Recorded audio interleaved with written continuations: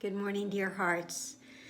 Now we're at lesson 291, the first lesson in our new section, our new special thought of what is the real world. And please subscribe if you have not yet done so.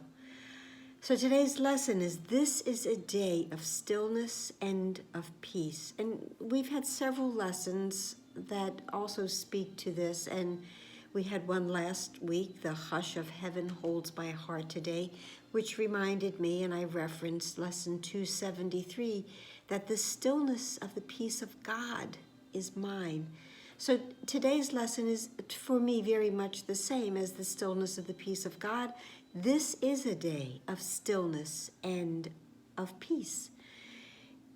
And the lesson starts by saying, Christ's vision looks through me today. This is how I achieve that day of stillness and peace, because I'm not using the body eyes, I'm using the vision of Christ, which of course is because we are speaking of what is the real world, and the vision of Christ allows us to look on the world forgiven.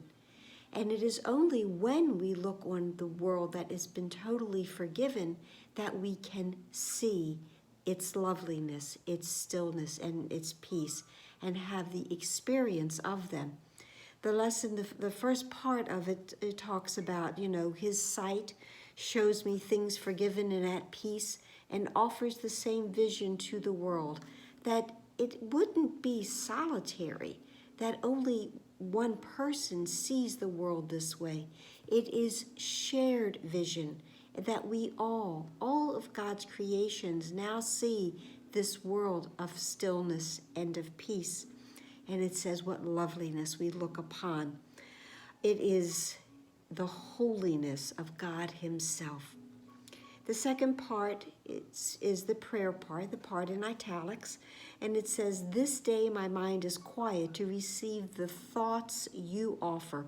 And thoughts is capital, and you is capital. So it is holy thoughts, eternal thoughts, thoughts that are free of any kind of fear or judgment, or even the darkest, smallest, darkest speck of unforgiveness. All of the thoughts that God offers me are clean and pure and filled with light and love. And I accept what comes from you instead of from myself, because still in myself, if I do not join my mind and my vision with Christ, I will be tempted still to fall back into the ways of the ego mind. It says, I do not know the way to you, but I do not need to know the way truthfully, because he who calls to us and comes to take us home, reminding us of our identity, which our forgiveness has restored to us. I don't need to know the way, because God reaches down and brings me home. Father, guide your Son along the path that leads to you.